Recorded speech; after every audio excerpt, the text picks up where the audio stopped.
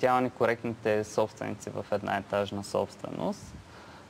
Ние заплащаме на некоректните частта, Така. като в последствие през следващите няколко месеца ние заплащаме тяхната част, т.е. финансираме дадената етажна собственост и коректният собственик знае, че неговата част за този месец наистина е, например, 15 лева. Никой няма да дойде да каже, не стига ти, за да платим тока, трябва да ви съберем по още 10. Ние го поемаме това. Вече цялата ни методика на работа е изцяло съобразена с закона и ние имаме една вътрешна сигурност, че в крайен случай можем да си ги съберем в съдебен ред, колкото и неблагоприятно и натоварващо да е това за длъжника. Със сигурност. Как стои въпроса за хора, които имат апартамент в съответния блок, но не живеят в него от години, няма и наематели, просто е празен и заключен? Тези хора са доста трудно откриваеми по принцип. Дори голяма част от хората в самата етажна собственост не знаят кой е точно собственика. Да. Но какви са техните задължения по закон? Да. Техните задължения по закон са за да участват. Те не се освобождават от фонд ремонт и обновяване. Да. Тяхната част, тя трябва да се изплати, когато е гласуван размер на такъв фонд, съобразно притежаните идеални части на техния ремонт. Дали живеят там или не, покрива трябва да се оправи. Имота им трябва да бъде защитен по някакъв начин. Това е тяхно задължение по закон. Такса за управление. До сега управлението не беше, как да кажа, вкарано в нормативната уредба. Да. Сега с новите промени в закона за изменение и допълнение на ЗОЕС има така едно добро пожелание някакси да влезе този елемент от законодателя, да влезе в закона. Да.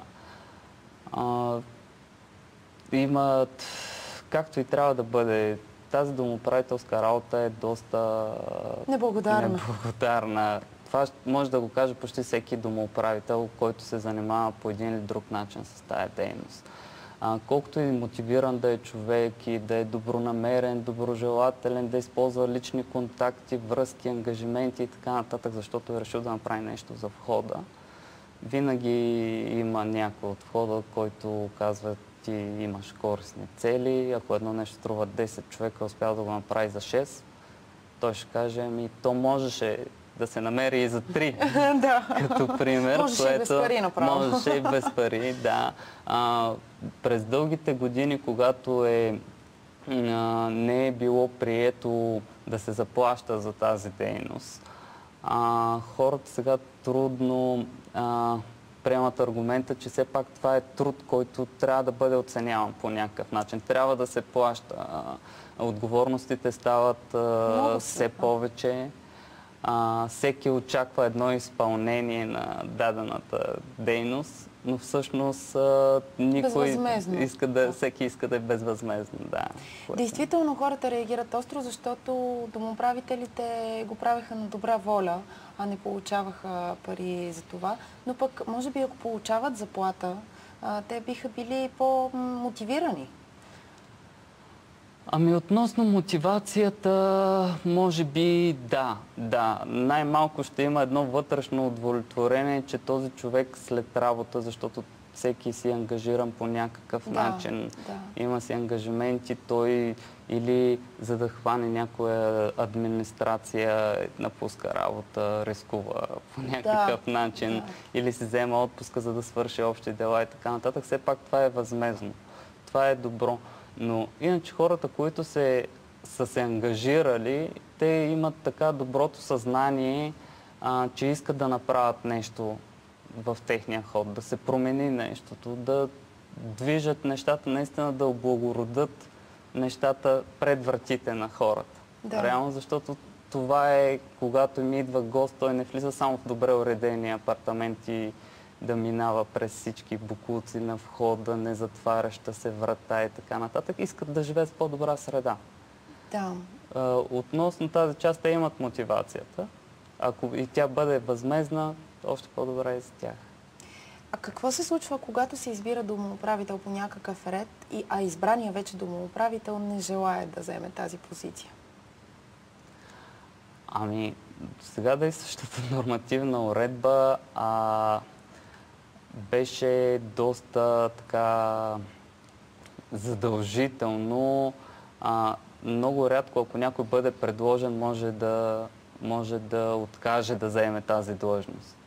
Много от етажните собствености, с които съм говорил, са си направили някакъв ротационен ред. Примерно човек, който работи в чистота, примерно, без да искам да обида някой или нещо подобно, понеже е неговия ред, той бива избран за домоуправител.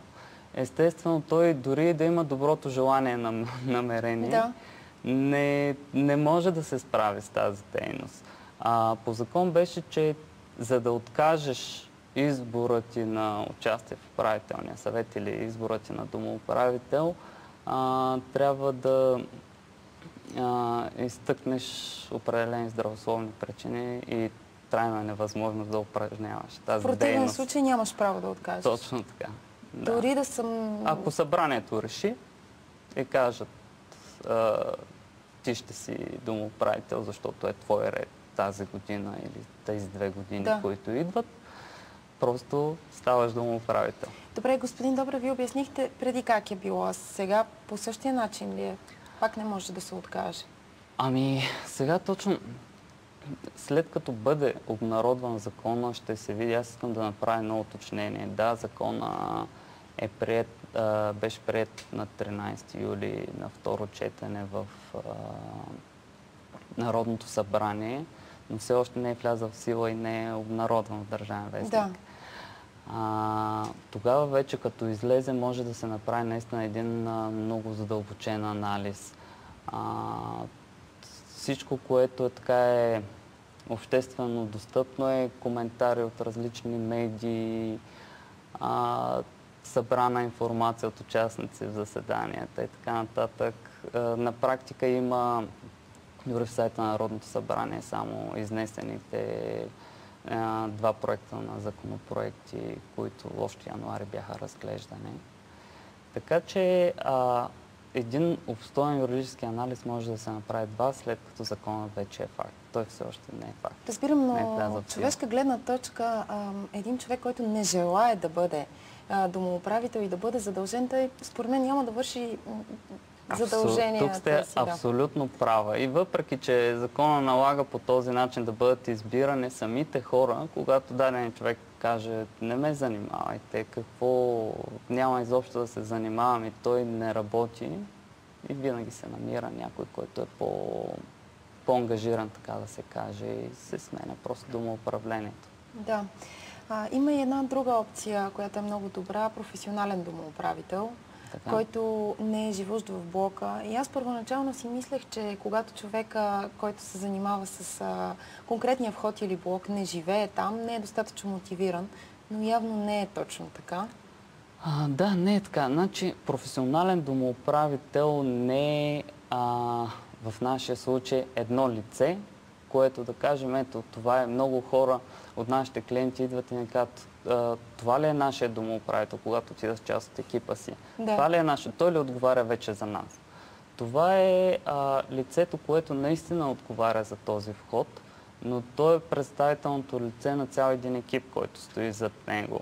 Реално си има това лице за контакт 24 часа в денонощието при нужда от аварийни или някакви ситуации, при възникнали проблеми в етажната собственост, скандали, спорове и така нататък, на което няма как човек да не стане свидетел. Реално си има човек, който отговаря за инкасирането на тази етажна собственост, счетоводител, който отговаря за всички приходи и разходи от дадената етажна собственост, менеджер, който контролира цялостната дейност по изпълнението, който хората също познават, имат координат. Дори по дадения човек, ако имат някаква забележка към него, веднага се обаждат, разбира се какъв е проблема и се отреагира. Това е професионален домоуправител, е ежедневна работа на цял един екип. Докато един нормален домоуправител може да отдели 2 или 3 часа след работния си ден, ние работим... И то не всеки ден. Точно така. Ние работим цял екип от хора. Точно това ни е работата реално и през деня. Добре, ние ще продължим нашия разговор, но след рекламите.